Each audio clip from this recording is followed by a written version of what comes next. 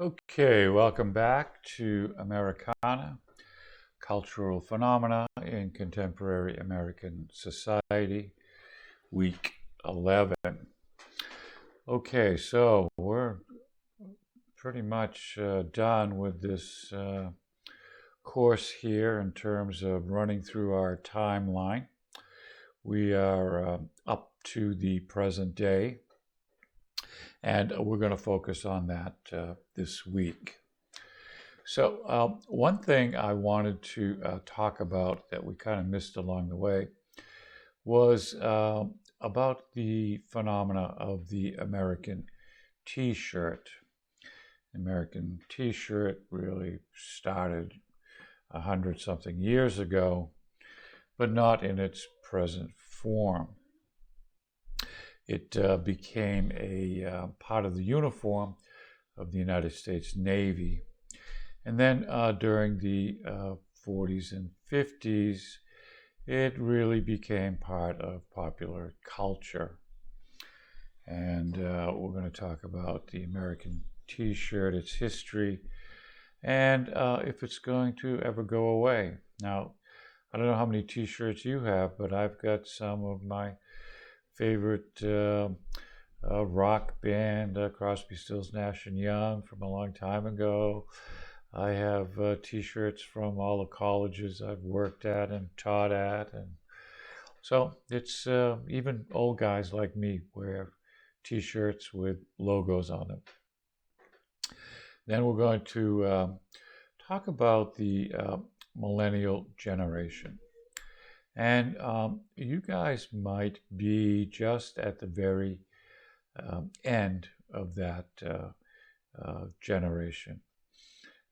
Usually people from the age of, let's say, 21 onward are part of the Millennial Generation. And they are getting, graduating from college, getting into the workforce, becoming leaders of today, part of the popular culture of today. So we're going to talk about the Millennial Generation as a whole. And then we're going to talk about specifically the millennials and what they want in terms of jobs and careers, which is something you are going to be stepping into very soon. And then we're going to do a little bit of critical thinking about these two topics and really talk about generational labels. Do they really apply? And we'll talk a little bit about some of the idiomatic expressions that you will hear in present day 2020, 2021 millennial speak. You'll hear these in movies and television programs, and you'll read it in literature. What do they mean? So we're going to talk about that a little bit. And then we're going to wrap up with some trends due to the recent health and economic issues that we faced in 2020 and continue in 2021, how those have affected life in the United States and in the world during this present time, and what effects it's going to have on the shape of and design of the home. Okay, so let's start off with our first slide from here.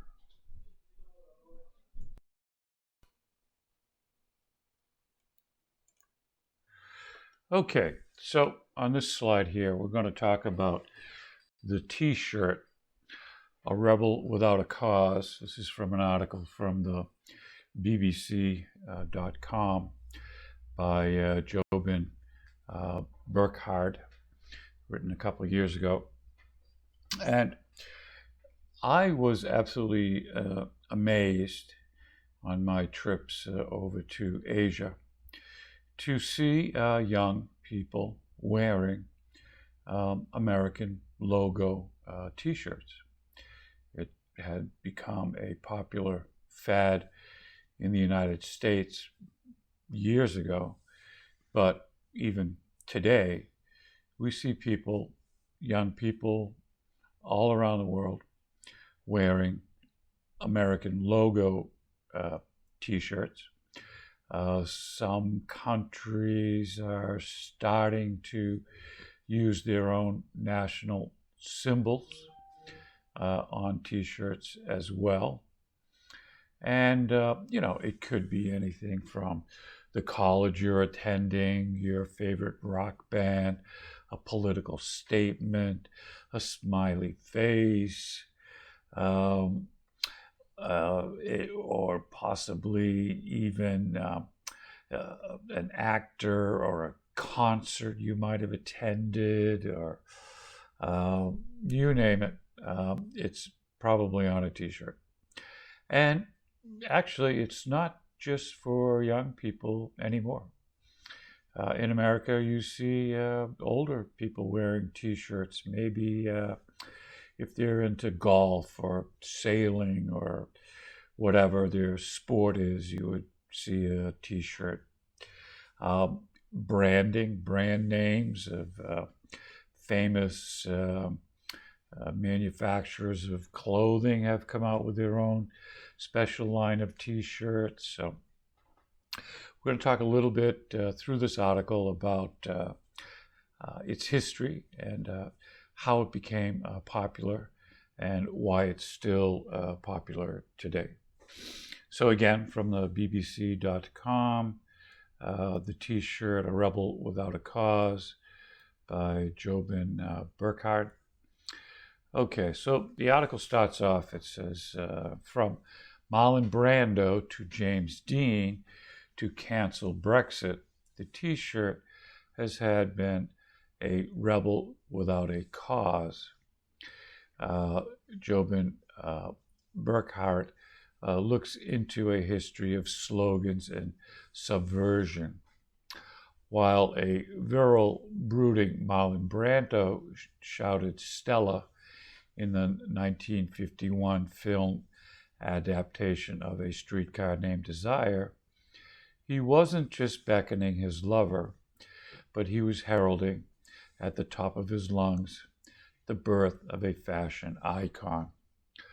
While the t-shirt has indeed come a long way from its rise to popularity in the 1950s, it has also, in more ways than one, remained the same. Nearly 70 years after Brando sported one as Stanley Kowalski, and over a century of its advent, what is now a universal fashion staple is the focus of culture, subversion. A new major exhibit at London's Fashion and Textile Museum takes a comprehensive look at the evolution of the t-shirt from its early days to the present. Through a plethora of garments, photographs, and other archival material sourced predominantly from private collections. The t-shirt is really basic way of telling the world who and what we are, says Dennis Northrup. While the garment's history is a highlight of the exhibition, it isn't the focus. Rather, curator Dennis Northrup and team have decided to showcase, as per the show's title, the various subcultures that have surrounded the t-shirt, as well as its power as a socio-political medium. Quote, "It feels quite relevant. It was a matter of the personal as politicized," says Northrup, in reference to the exhibition's premise. The t-shirt is really a basic way of telling the world who and what you are.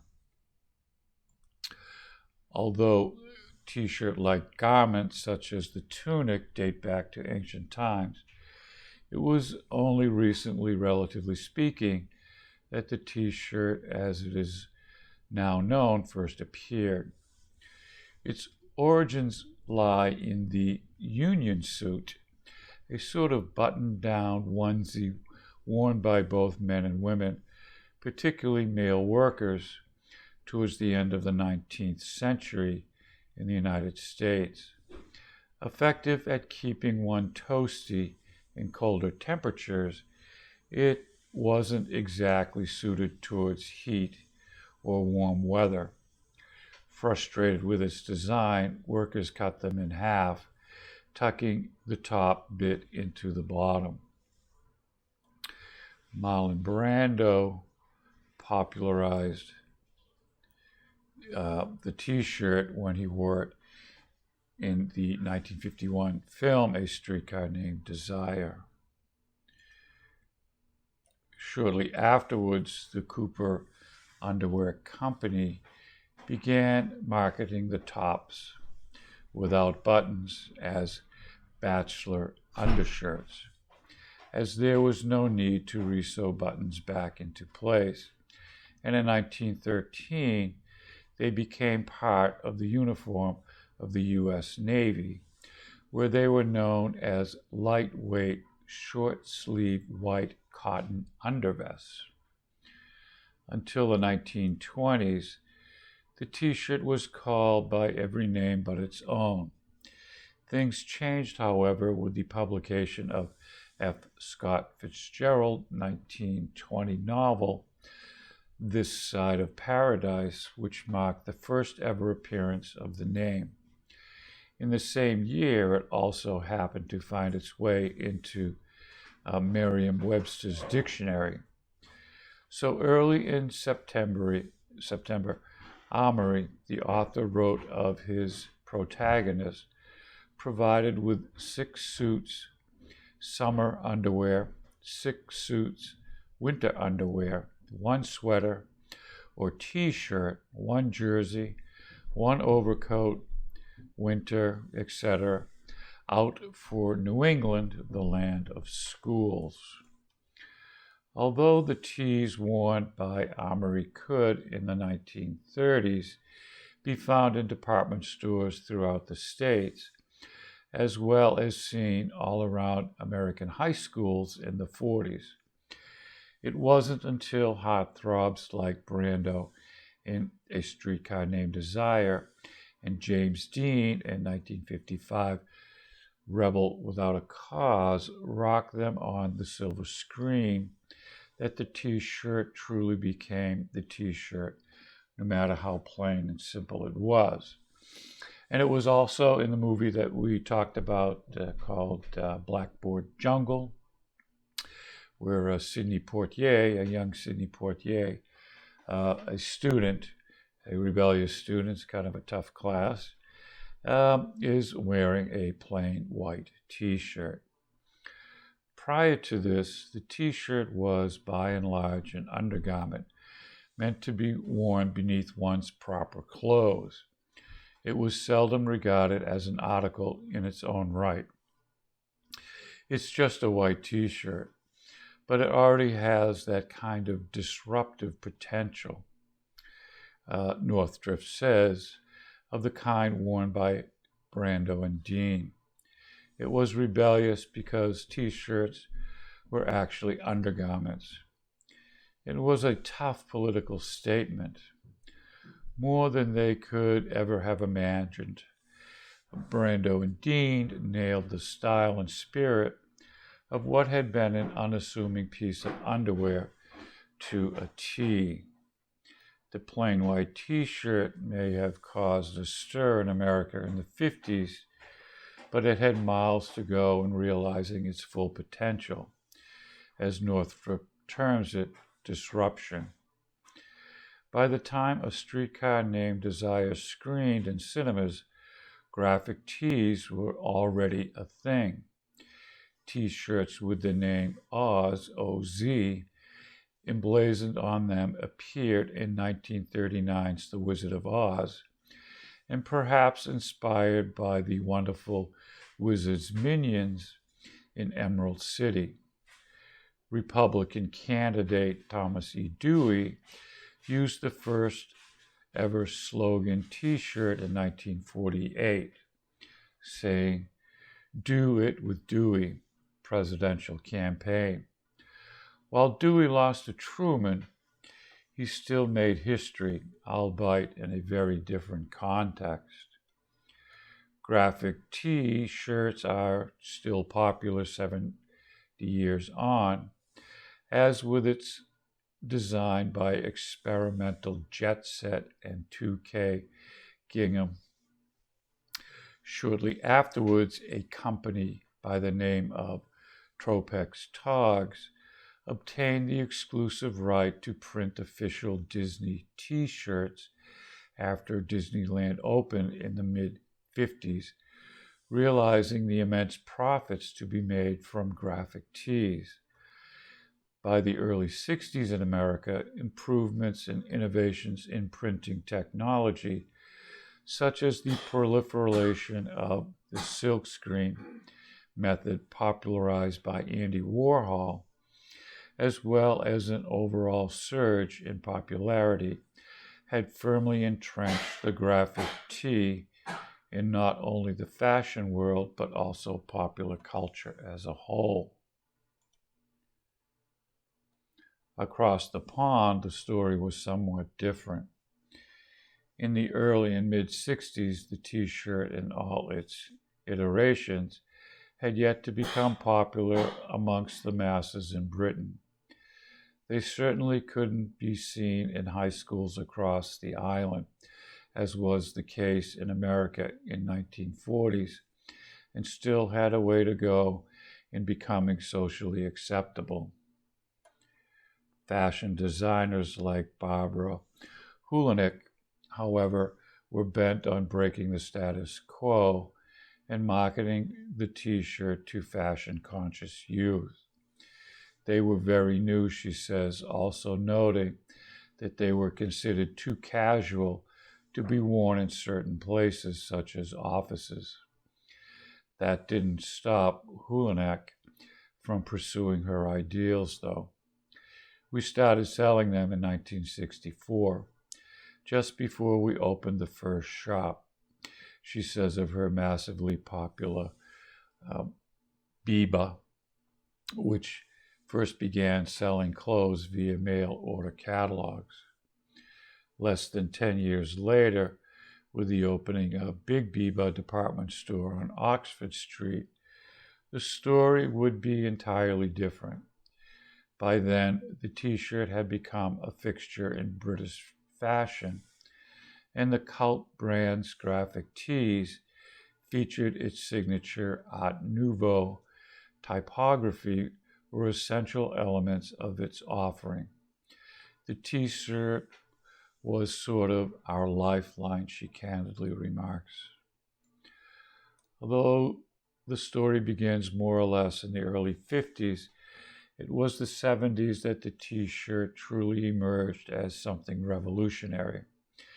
Its popularity of brand logos, such as John Pache's Tongue and Lips for the Rolling Stones, as well as concert tees, saw fans expressing their musical inclinations and affiliations across their chest. The t-shirt has also become a way to protest against such issues as the Vietnam War, and on a lesser scale, the 1971 obscenity trial surrounding London's Oz magazine. So effective was the graphic t-shirt as a form of expression that in 1973, the New York Times dubbed it, quote, the medium for the message. Similarly, Northrop looks at it as a blank canvas that associates you with a specific cultural movement or tribe. Catherine Hammett wore a t-shirt with an anti-nuclear message when she met Margaret Thatcher in 1984, calling it, quote, one of the original selfie photo ops. None of this was lost on Vivienne Westwood and her then partner in crime, Malcolm McLaren, whose t-shirts, both in terms of graphics and tailoring, effectively encapsulated the ethos of the punk movement taking place in Britain in the late 1970s. Nor did veteran designer Catherine Hammett fail to appreciate the subversion potential of three stitched-together pieces of cotton. It seemed as if democracy was slipping through our fingers, she says, regarding the late 1970s, when she first began producing her signature slogan t-shirts. The slogan t-shirt was something that gives you a voice, something to believe in, that you could wear on your chest that could be read from 200 yards away. It is more than anything else the subversion potential of the t-shirt and its power as a medium for expression that the exhibition at the London Fashion and Textile Museum examines. While the Elton John heat transfers and pug-faced children's tees are certainly part of the story, it's perhaps the designs by Hulanek, Westwood, and Hammett, amongst other contemporary ones, that highlight the garment's revolutionary aspect. Hammett's first slogan was "Choose Life," the central tenet of Buddhism. Of particular note is Hammett's icon "Choose Life" t-shirt, immortalized in Wham's "Wake Me Up Before You Go" promo, and the Transpotting series, and the Frankie Says Relaxed Hammett copy, Westwood and McLaren's controversial t-shirts, Jimmy Reed's punk slogan tees, including Accidental Anarchist and A Brick Will Do the Trick, and a Keith Haring AIDS awareness design from the early 90s. Amongst the more recent times, the Guerrilla Girls, Advantages of Being a Woman Artist tee, designs from Westwood's Climate Change Theme 2013 collection, and Dior's head-turning We Should All Be Feminists outfit from 2017 demand attention, especially in light of current movements and trends. It completely caught the mood of the moment, says Northrop of the Dior t-shirt, whose sentiments echoed those of Hammett. I love what they're doing. Do it more, more, more. Throughout her career, Westwood has been an activist as well as a designer. Naturally, in such a comprehensive exhibit, one is focused to consider the longevity of the t-shirt and its enduring appeal. What makes the t-shirt so special, and why has it been around for so long? Aside from its disruptive capability, Northrop makes a note of its simplicity. Quote, it's simple, and in its basic form, it's not gendered, he remarks. In its most pure form, it is the most democratic garment. Similarly, Hulanek points to the t-shirt's wearability and casualness, as well as what she calls an emotional connection, particularly where graphic tees are concerned. And when asked how she would have communicated her ideas had the t-shirt not existed, the otherwise outspoken Hammett finds herself at a loss for words. I don't know. I can't think of anything better, really. I don't know what else I would have done. She continues to speak about political causes through t-shirts today, launching a Cancel Brexit design in September 2017. Dubbing themselves the conscience of the art world in 1985, the Guerrilla Girls began a poster campaign that has found its way onto t-shirts, but where one may rightly ask, are we heading? Although brands like Cute Circuit are pushing the boundaries with digital interfaces, the t-shirt more or less has remained true to its original form for over a century. It is also interesting to note with the availability of three-dimensional and digital printing, as well as the retro appeal of silkscreen, the DIY attitude of the punk era is in vogue once again.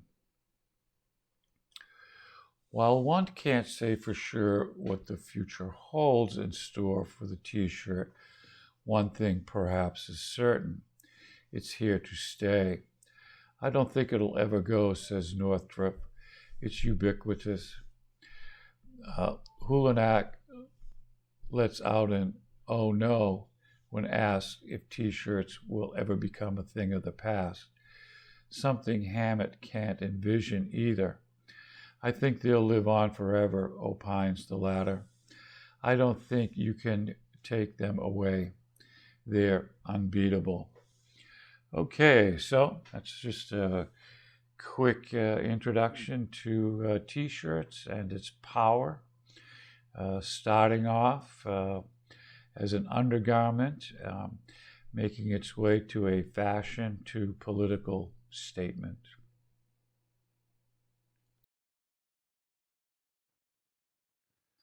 Okay, so this is from an article from Kasasa.com. Boomers, Gen X, Gen Y, Gen Z explained. From the birth years of 1981 to 1996. Current age, 25 to 40.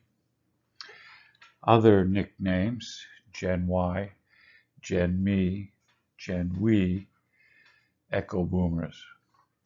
In the United States, there are about 72 million millennials. Media consumption.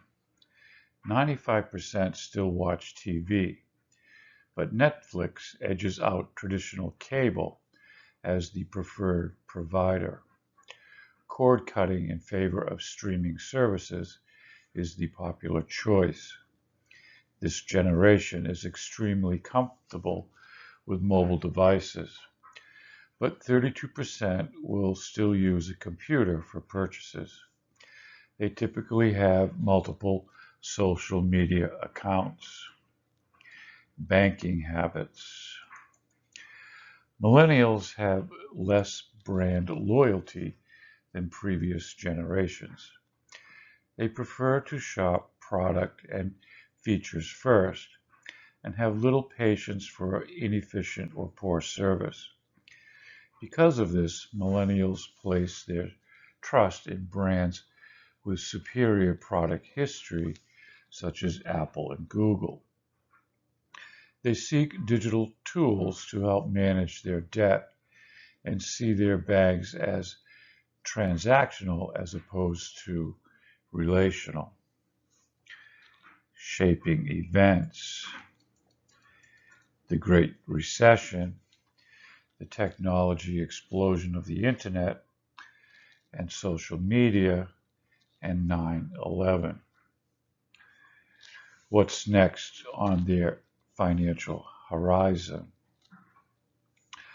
Millennials are powering the workforce, but with huge amounts of student debt. This is delaying major purchases like weddings and homes. Because of this financial instability, millennials choose access over ownership. which can be seen through their preference for on-demand services. They want partners that will help guide them to their big purchases. The characteristics of millennials vary by region and by individual, and the group experiences a variety of social and economic conditions, but they are generally marked by their coming of age in the information age and are comfortable in their usage of digital technologies and social media. Millennial households, those headed by people aged 22 to 37, are earning more money than ever. A median income of $69,000 a year, according to a Pew Research Center analysis of new census data. As a new generation of Americans begins to take shape and move toward adulthood, there is mounting interest in their attitudes, behavior, and lifestyle. But how will this generation change the demographic fabric of the United States?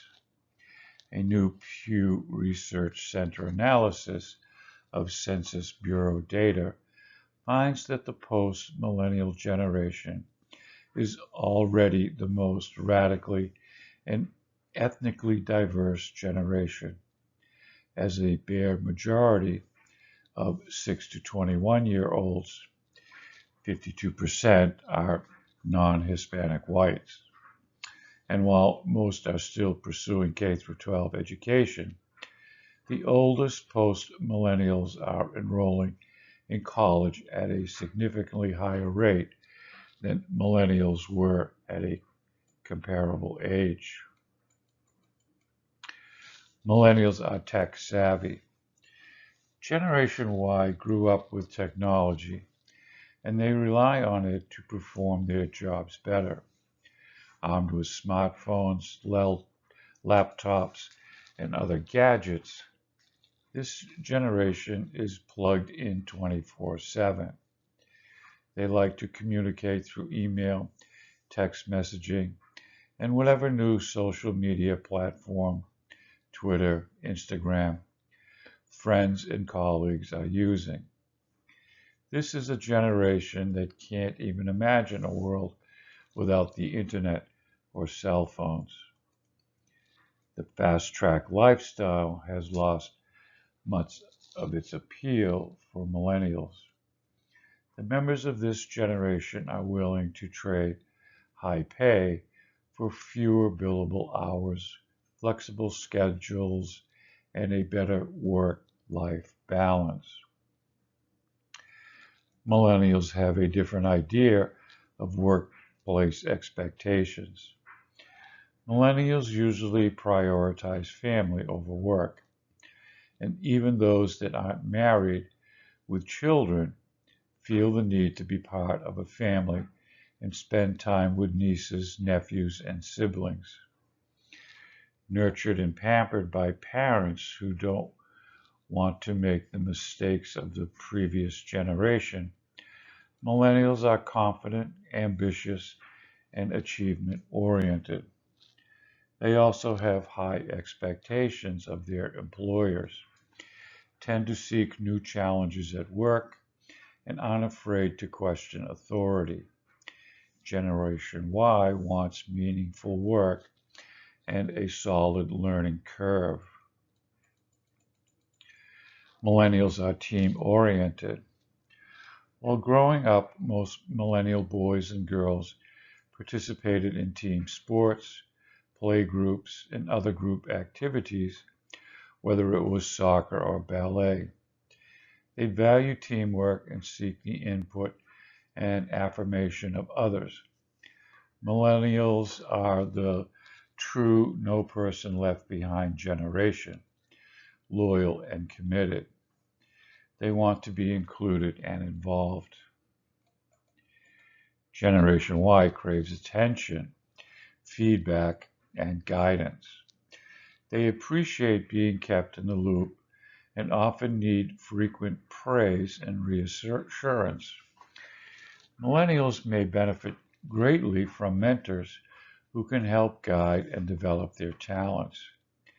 This is where the boomers come in handy because, although mostly retired, they have something to offer, and monitoring millennials is one way they can continue to contribute to the workforce. A potential downside for Generation Y workers is that they're always looking for something new and better. It's not uncommon for a millennial to stay with a firm for only 2 or 3 years before moving on to a position they think is better. The resumes you receive from millennial job seekers will undoubtedly demonstrate this peppered job history. Don't discount members of this generation just because they've worked for several firms. These young employees bring with them a variety of experiences. Unlike previous generations, they do not take a job and then hold on to it for as long as humanly possible. Instead, they go out and create a new app or fund a trendy startup. Generation Y possesses many characteristics that are unique in comparison to past generations. They tend to be excited about their jobs, and they will work hard and efficiently. They might approach their superiors as equals, more so than previous generations, but companies can take steps to draw a line between the supervisor and a friend. When that line is drawn, millennials will not only work tirelessly for you, but they will show you the respect due a supervisor with many years of experience. Psychology. Authors William Strauss and Neil Howe argue that each generation has common characteristics that give it a specific character with 4 basic generational archetypes repeating in a cycle.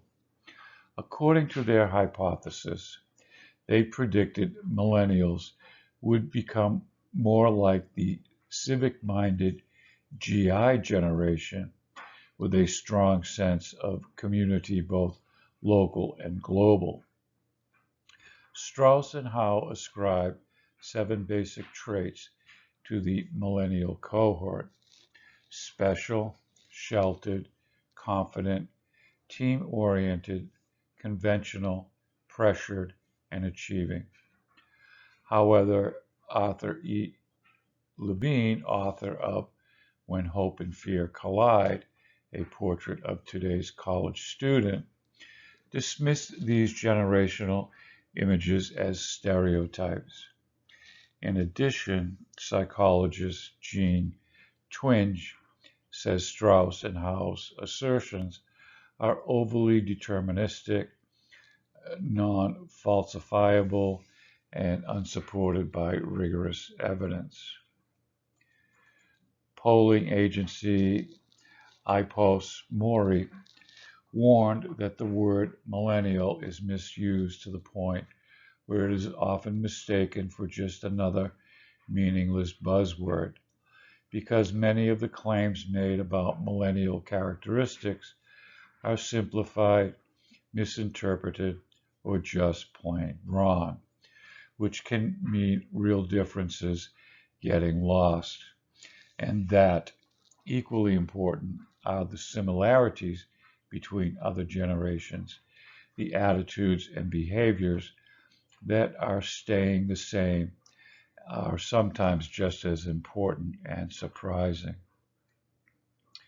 Contrary to common misconception, millennials respond well to conventional marketing, even as their consumption patterns change, for example, because they have more debt and are less likely to commit. A 2015 study by Microsoft found that 77% of respondents aged 18 to 24, said yes to the statement, quote, "When nothing is occupying my attention, the first thing I do is reach for my phone," compared to just 10% for those aged 65 and over. Okay, so that's a real brief introduction to millennials, and we will go further on the next slide.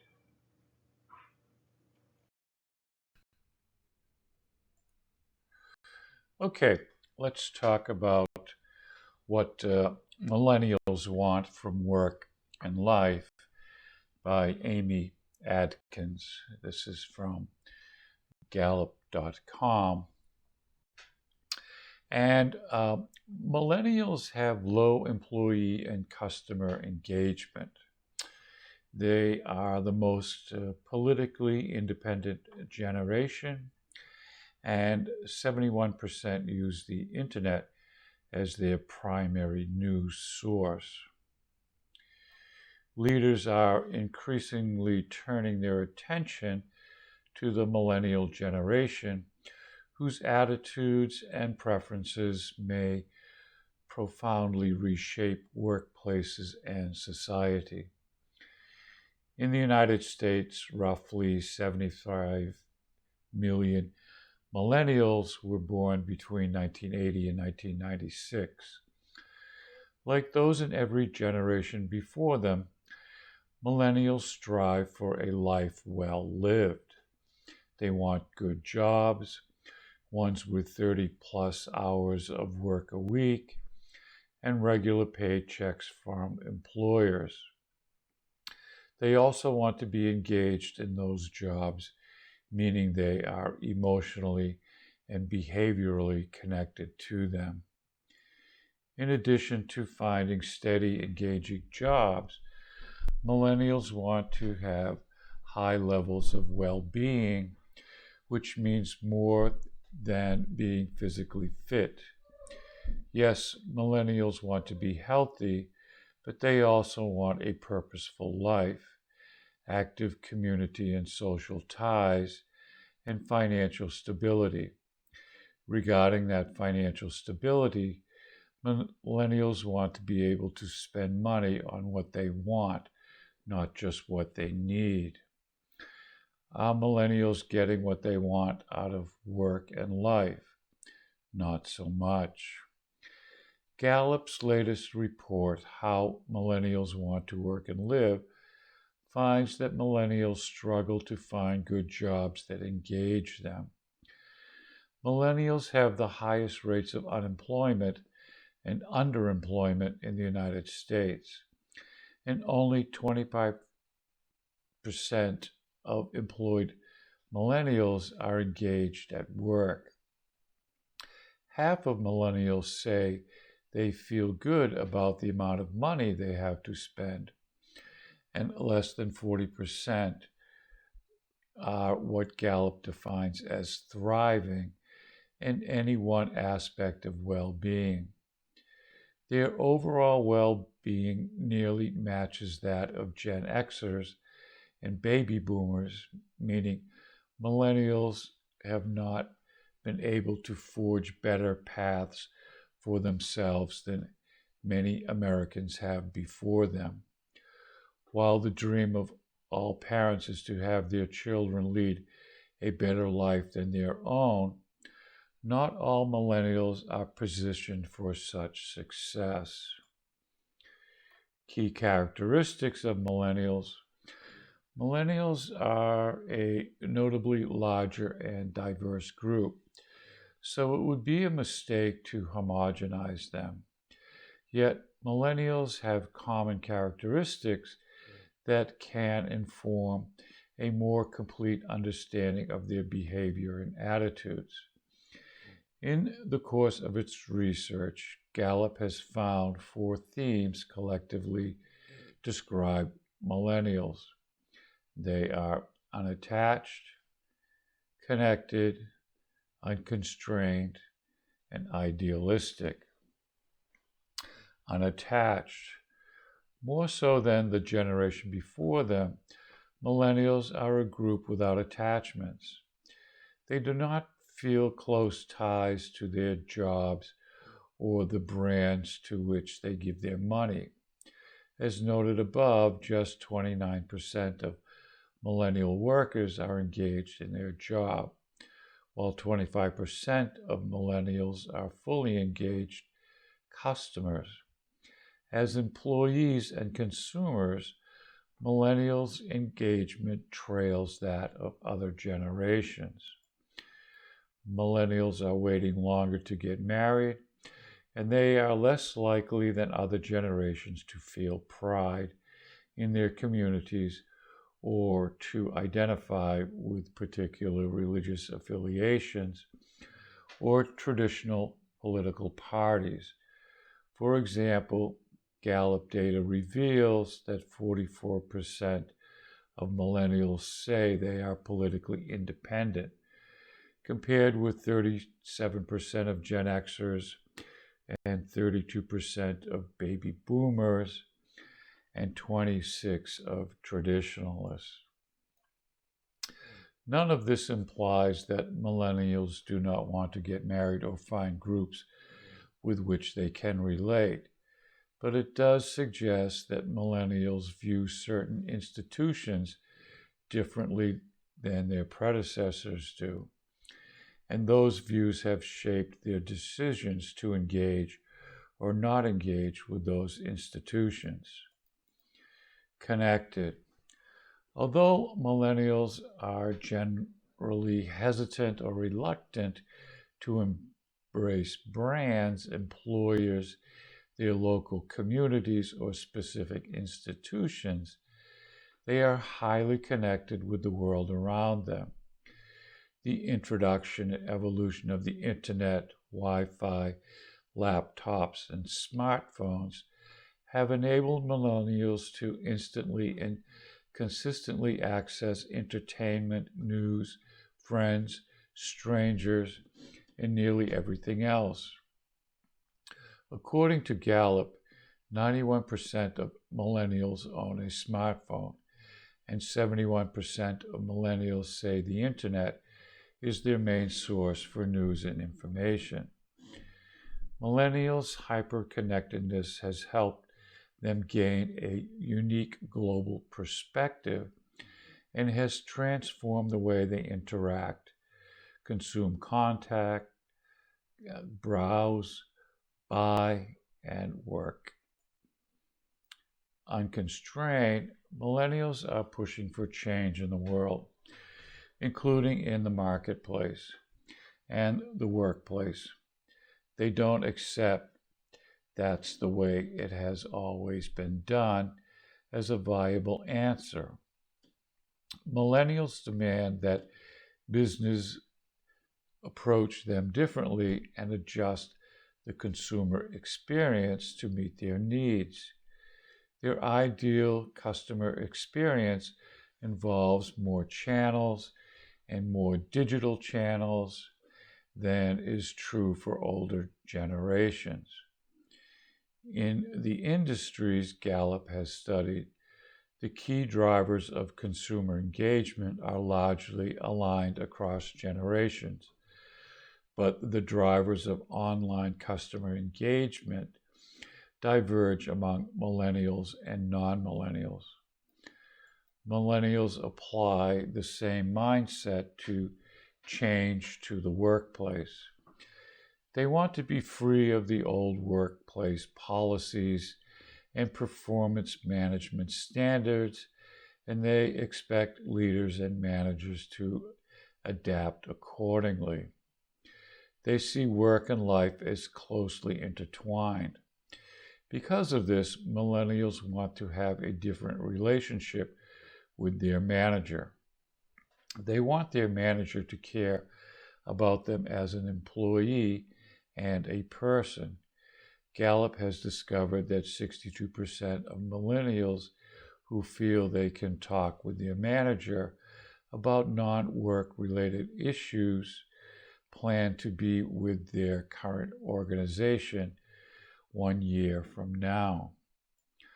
Idealistic, Millennials are a largely optimistic group, and they believe that life and work should be worthwhile and have meaning. They want to learn and grow. A full 87% of millennials say professional development or career growth opportunities are very important to them in a job. Millennials want to understand how they fit in with their job, teams, and companies. They look for work that fuels their sense of purpose and makes them feel important. 71% of millennials who strongly agree that they know what their organization stands for and what makes it different from its competitors say they plan to be with their company for at least 1 year.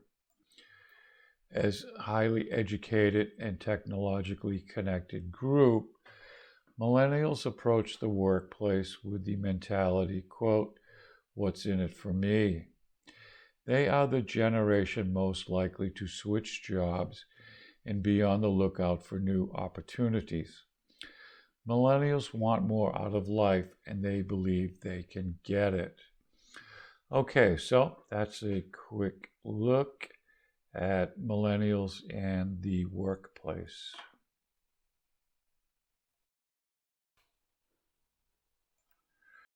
Okay, so in the previous article, we tried to define the Millennial Generation. Now, this next article is going to tear that whole thing apart. So the article is from the conversation.com by Sean Lyons, and it's called Baby Boomers, Gen X, Millennials, and Gen Z Labels, Necessary or Nonsense. Okay, so the article starts off. The race is already on to label the next generation. The news regularly talks about millennials and Gen Z and many ways that they create consternation with older folks who are labeled as baby boomers and Generation X. The generation labels are an inescapable fixture of contemporary life. These terms have become a shorthand to evoke comparisons between young and old. Even government sources like Statistics Canada and the U.S. Bureau of Labor Statistics use generational labels to present economic data. But are they useful? The answer is complex and depends largely on the approach that researchers take. Where did today's generational labels come from? Generational theory traces back to German sociologist Karl Mannheim and Spanish philosopher Jose Ortega y Gasset, both of whom wrote about generations in the 1920s and 30s. They argued that generations allow us to identify and connect with others who share the same journey through history. Do experts have something to add to the public debate? Younger and older people react differently to the events of the day, depending on where we are in our own life course when they occur. The events of 9/11, for example, had a different impact on older people with a lot of life experience behind them than on teenagers who had to live out their formative years in the post-9/11 era. Today's generational labels emerge in the post-war era when a spike in Western birth rates created the demographic tsunami known as the baby boom. By the late 1960s, when baby boomers were in their late teens and early 20s, cultural cultural anthropologist Margaret Mead described the, quote, generation gap between the youth culture and the established culture of the day. 2 decades later, Canadian novelist Douglas Coupland captured the malaise of the post-boomer generation in Generation X, Tales for an Accelerated Culture. Authors William Strauss and Neil Howell coined the term millennials to refer to the generation born from the 1980s onward. By the late 1990s, generations and general labels were firmly embedded in the popular culture. Generation X, Y, Z, and so on. The fascinating evolution of all 7 living generations, compared and contrasted through their unique perspective over the course of 125 years in America. Business books appeared that sought to characterize the various generational groups in terms of purchasing preferences, use of technology, media consumption, and work demands. The View says the generational group is a fairly homogeneous group of people who share commonalities based on their formative experiences and differ from other generational forms in meaningful ways. Baby boomers are reduced to a caricature of self-centered workaholics. Generation Xers are labeled as slackers. Millennials are materialistic and narcissistic, and Generation Z is viewed as fragile and hypersensitive. These narratives are compelling in their simplicity. They reduce the bewildering complexity of social changes into an easy-to-apply typology. Merely knowing someone's year of birth seemingly gives you all you need to know to judge a person's character, life goals, value, and purchasing intentions. But how accurate are these characterizations? What researchers say about generations. In the early 2000s, researchers started asking whether generational differences actually existed by comparing generational groups on a variety of factors, including personality, attitudes, values, and behaviors.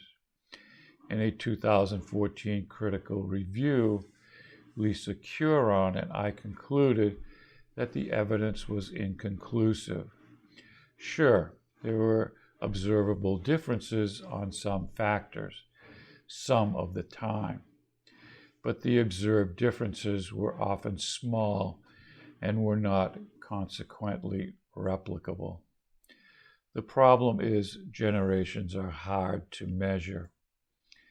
It is usually unclear what year separates the end of one generation and the beginning of another, and it's practically impossible to disentangle the effects of aging, birth cohort, the imprint of history on your life course, and varied societal conditions at the time of the study. Second, and probably more importantly, there is a philosophical debate about what generations are and how we should view them. Some researchers believe that your year of birth specifies your generation, which affects your personality, attitudes, and behavior. Others view generations as a more complex social phenomena that shapes and reflects your identity, both as an individual and as a member of society. The use of labels is not universal. Our research found that people use generational labels as they discuss lives at work and beyond, but the use of labels is not universal. Some people do not identify with any generational group, and others are unsure. We also found that younger people are less likely to identify with a label. Even though they are aware of the label, it is typically applied to people their age. In another study, we found that people perceive differences among generational groups, identified numerous tensions related to those differences, and were able to name strategies to manage them. Our research suggests that generational labels are meaningful to people as a way of making sense of their place in a rapidly changing world. As awareness of generational labels has become stronger in mainstream culture, people's reaction to these labels has become more complex. The term millennial was intended as an optimistic label for children of a new era, but quickly devolved into an epitaph. Similarly, while baby boomer originally denoted nothing more than a demographic characterization,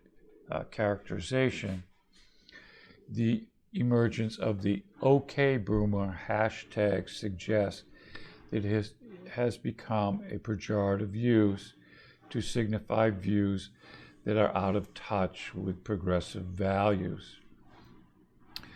Generational labels do not explain the bulk of differences among individuals. However, they are meaningful to people.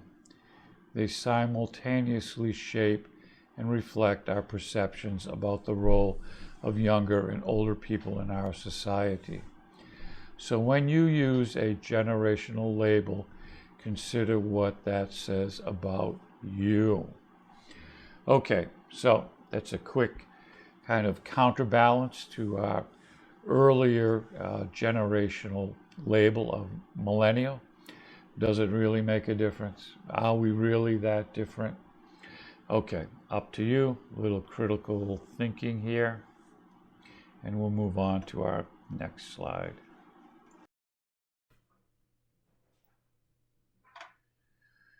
Okay, so we're going to try to do a little predicting here of what's going to happen for the rest of 2021.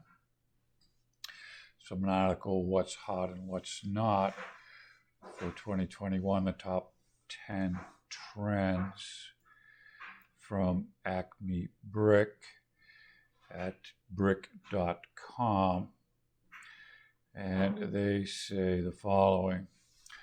As it was in the latter part of 2020, working, learning, entertaining, and living will be laser focused on our homes in the coming year.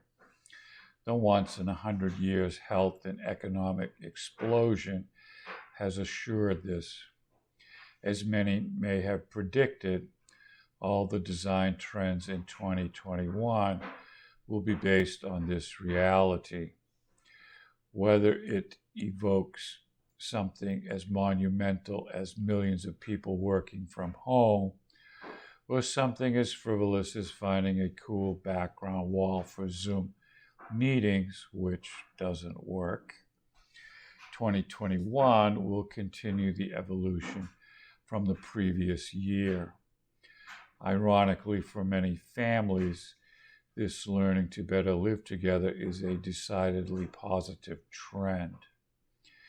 The annual Acme Brick What's Hot and What's Not predictions for 2021 are based on the insights of hundreds of architects, interior designers, home builders, and residential real estate experts. Let's take a peek into the crystal ball again.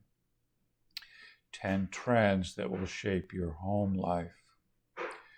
Number 1, the most important letters of 2021, WFH. From its peak of 40% in late 2020, it is estimated by many economics that more than 20% of the workforce will be working from home in 2021. Pre-COVID, that number was less than 5%. This work from home, WFH trend, will continue to have a big impact on home design in the coming year. Even large home builders such as KB Home are including customized home offices in many of their homes. According to an article in Forbes, the KB Home Office package includes built-in workstations and cabinetry, an upgraded electrical package, ultra-high-speed USB outlets, charging outlets, and additional data connections on the desktop, custom lighting, additional windows, soundproofing, and a beverage center. Additional options can include a half bath and doors that go directly outside the house. Interestingly, more interior designers are blaming this WFH trend with ending the love affair that homeowners had for the open floor plan concept. There is another more subtle requirement caused by WFH phenomena. Home delivery of important documents, product samples, and the occasional sandwich from food delivery services are often left on the front porch of the new, quote, office.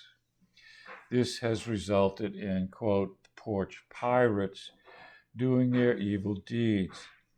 Products that secure these deliveries, such as mailboxes, have gotten overwhelming acceptance from the work-at-home workforce.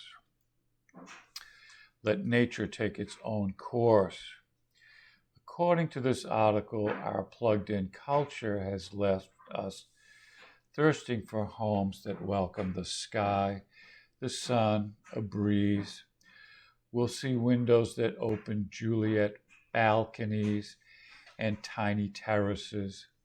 Even a skylight offers a reprieve from connectivity. This trend has been growing for several years, but the health demands to stay home and stay safe has shifted into pandemic overdrive. There will continue to be more than a little stir craziness in everyone's life. This will lead to several ancillary trends, such as the utilization of the largest room in the house, the backyard, and patio. Also, expect larger, easy open windows, lots of real plants, and newly built homes that have as many rooms as possible flooded with natural light. Number 3, kitchen is still king inside and outside. The habit of eating out 2 or 3 times a week came to a sudden screeching halt in 2020, and this has made the kitchen an even more important room than it has been in the past. While the trend of the kitchen being an entertainment mecca has been growing for several years, this room has now become a family hangout, entertainment space, and study hall, along with being a cooking and dining room. This renewed popularity of the kitchen has also spawned interest in such furniture as the French-inspired bistro chairs. Because of a need to social distance from friends and neighbors, the pandemic has also caused a dramatic uptick in a trend that has been around since prehistoric times: grilling outdoors. High-tech grills, such as the Renaissance cooking system grills, which turn even novice cooks into full-fledged grill masters will continue to be in great demand. Number 4, home entertainment 2021. The show must go on. The pandemic forced social distancing in 2020, and this led to thousands of movie theaters being closed, professional sports teams playing in empty stadiums, Broadway shows being canceled, music venues closed, and amusement park and bowling alleys locked up tight. Meanwhile, home video streaming services such as Netflix and Amazon Prime have enjoyed record increases in viewership, with millions of homebound viewers binge watching new and older shows.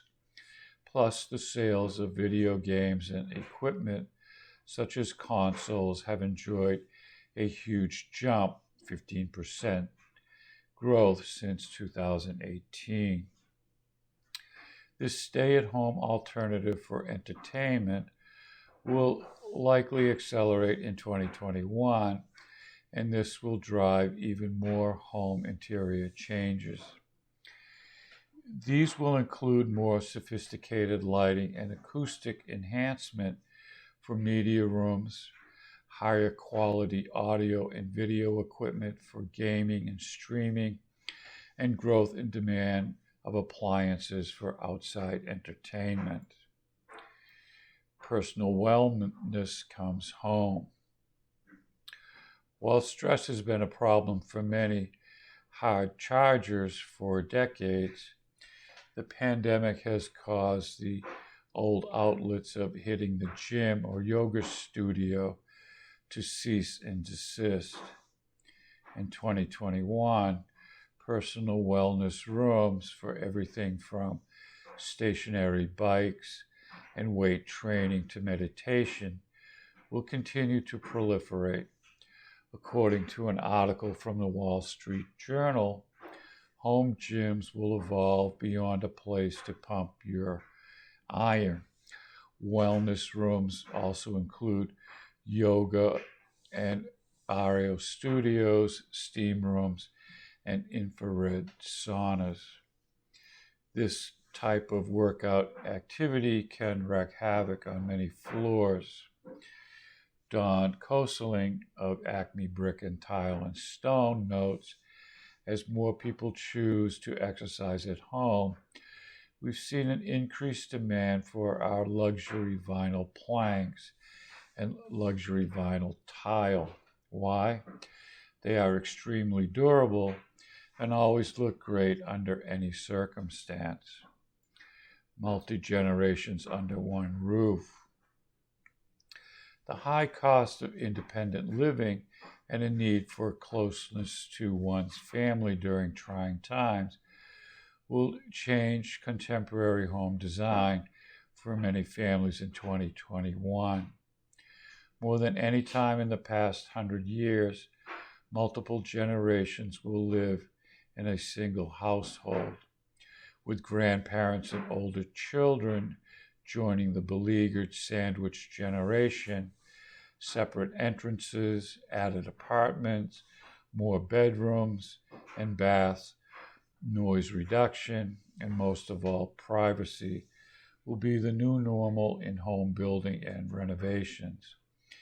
This trend is enhanced by the fact that homeowners are living in residences for longer than they had previously done. This makes future-proofing a home where FAIR plans are nimble even more critical. Colors of 2021. In the same way that clothing fashion changes annually, popular colors for home decor are changing for 2021. Prominent designer Paloma Contreras notes, after all the craziness that we have experienced in 2020, I believe people gravitate towards warm, rich colors that convey a sense of coziness, comfort, and safety. Think rich chocolate brown, moss green, and deep blues. Well-known paint manufacturer Benjamin Moore recently picked Aegean teal as the paint color of the coming year. Several respected designers are forecasting that natural in toupe, muted yellow, and warm whites are making a comeback as the color trend for 2021. For those who prefer a richer palette, expect to see a share of jewel tone plums and soft, sultry purples, accenting the walls' little pop of color. Smart homes are not just for nerds. Number 8. How important is smart technology for homes in the coming year? Consider this.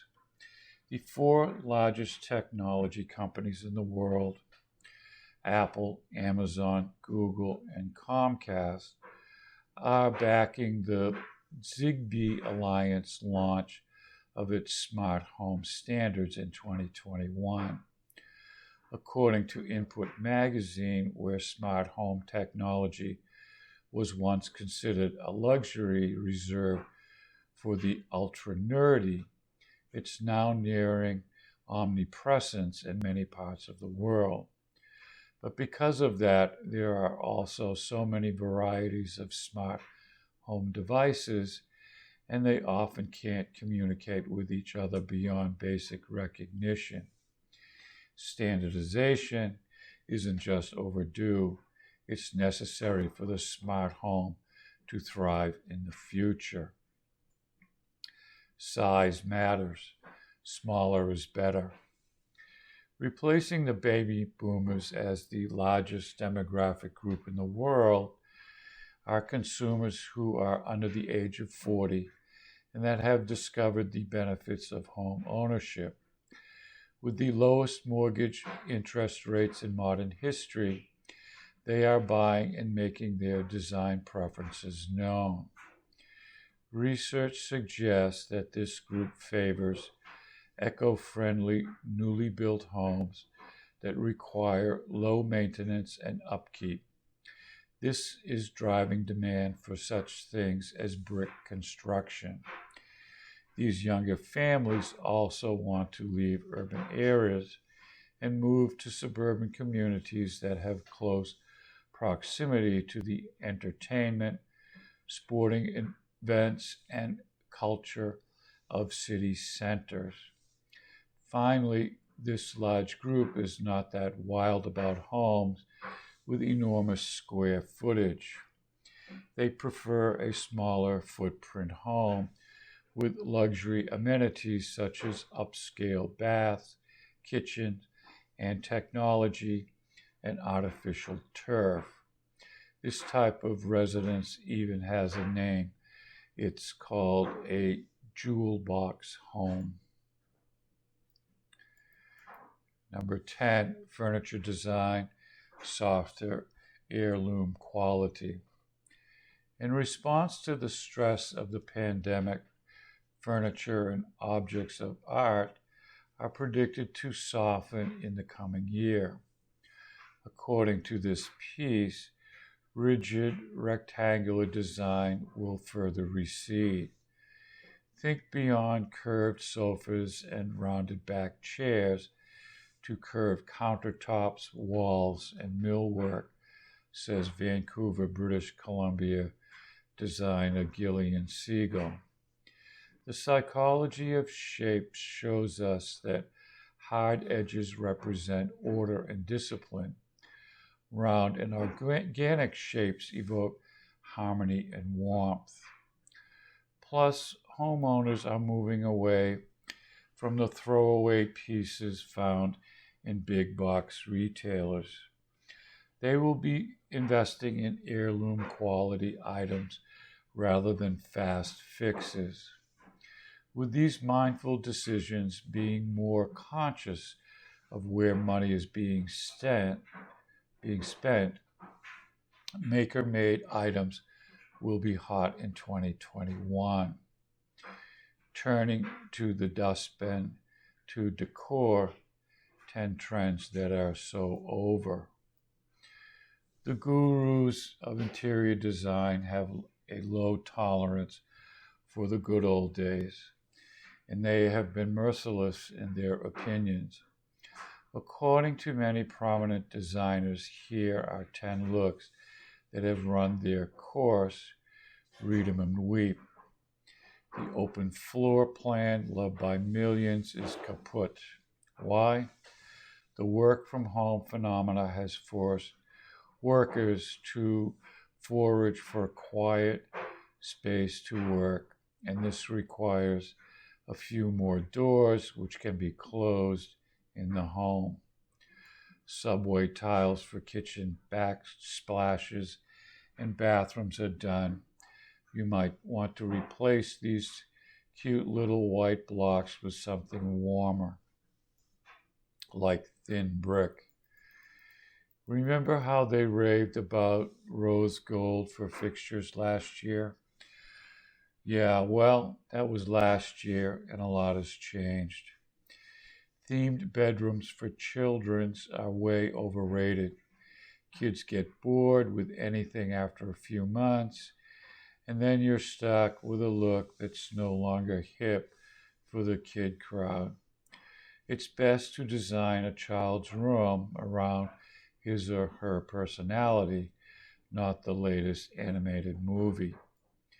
Kitchen clutter in the form of coffee makers, toasters, kitchen holders, and even that adorable little rooster egg timer that Aunt Jewel gave you 20 years ago needs to be stored somewhere other than on the counter.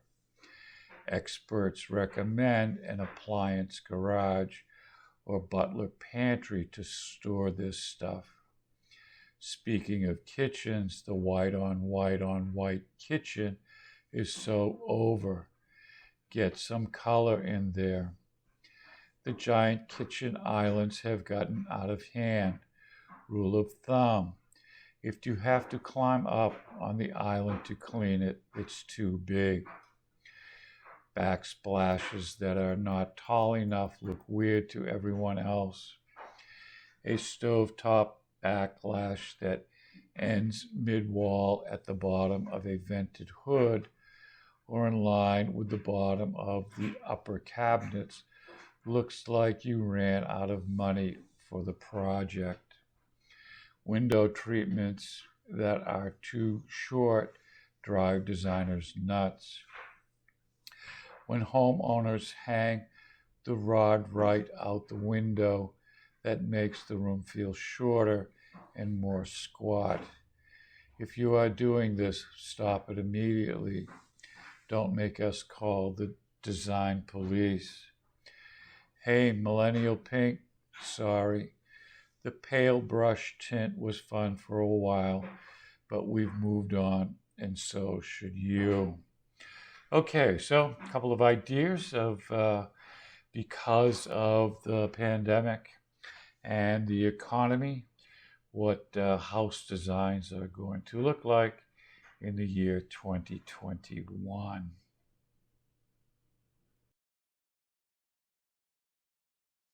Okay, let's talk about what's called millennial speak idioms that you need to know. And this is from an article, bestlifeonline.com. So the first one is an expression, Netflix and chill. Of course, Netflix is a movie channel, and chill just means to relax. Another example of that might be chillaxing, which is a combination of chill and relax put together. So we're gonna chillax. But Netflix and chill is a more polite way of saying, quote, let's turn on this movie we have no intention of watching and then fool around on the couch. Who would ever do that? Okay, so this expression you may have seen on TV or the movies, and it's, quote, sorry, not sorry. It's when you want to make it crystal clear to somebody exactly how unremorseful you really are about something. Kind of an impolite thing to say, but I bet there are times when it's appropriate. Okay, this next expression is sipping or spilling the tea. It started with a meme from Kermit the Frog sipping tea, which included the caption, quote, but that's none of my business. It basically means pretending not to notice when something crazy or salacious is happening. When you're spilling the tea, that usually signifies that gossip is being shared, and therefore the tea is a little more difficult to swallow.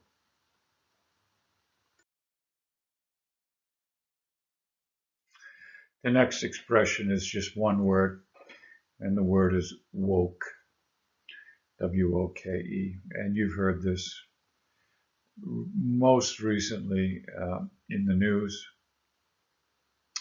And you may notice the lack of up following the word woke. It's not woke up, it's just woke. If we know nothing else about millennials, it's that they're far too busy for modifiers. In this context, it's not even just about being awake. It's about suddenly springing to life, either out of alarm or determination. You're woke, so now things are, real. Okay, that's woke. Okay, our next word is swerve. S-W-E-R-V-E, swerve. And it means you're in the wrong lane, metaphorically speaking. When somebody requests that you swerve, they're saying, you're not welcome here. Get lost. Leave us alone. Swerve. Okay, the next phrase is the struggle is real. Spoiler alert. If someone says this to you, you're being made fun of. They're saying that the thing you're talking so seriously that you consider to be an egregious tragedy might not be as bad as you think. The struggle is, in fact, not real, and you should learn to recognize sarcasm.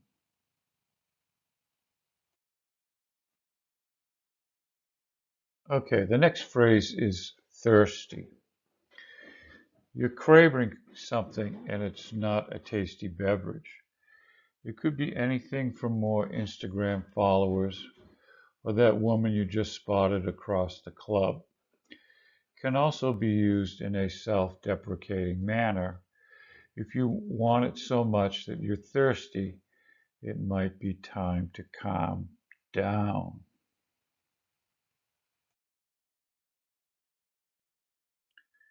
Okay, the next term is basic.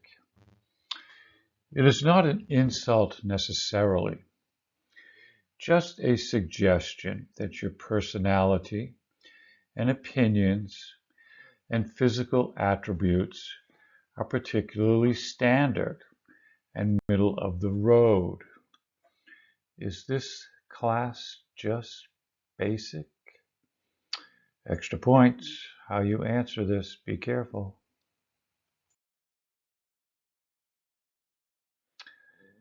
The next phrase is bae, B-A-E.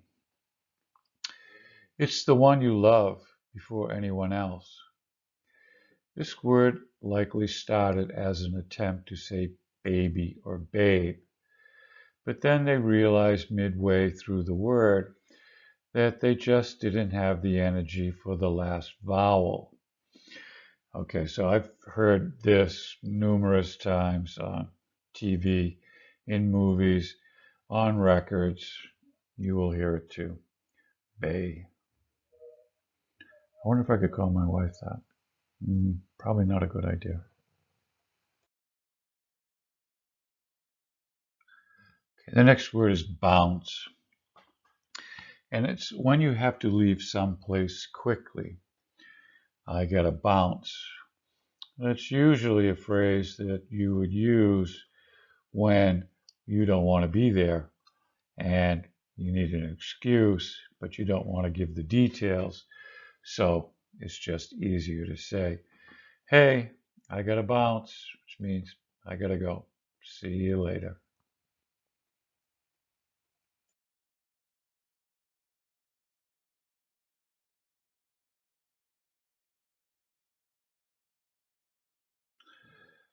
Okay, so the next phrase is just two letters, RT.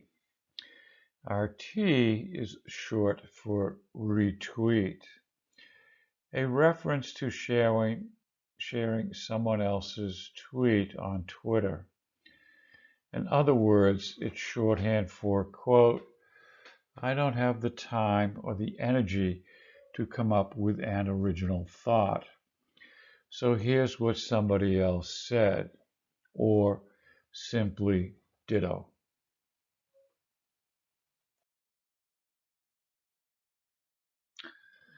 Okay, so our last phrase is hunty. And you know a word is good when it's borrowed from drag queens. Calling somebody hunty is announcing that you're well aware of their shenanigans. Just in case they think they're pulling a fast one on you, you would say, nice try, hunty. Okay, so some basic millennial 2021 words you may hear in the movies or on TV or read in some kind of literary text from the present day. Some millennial expressions.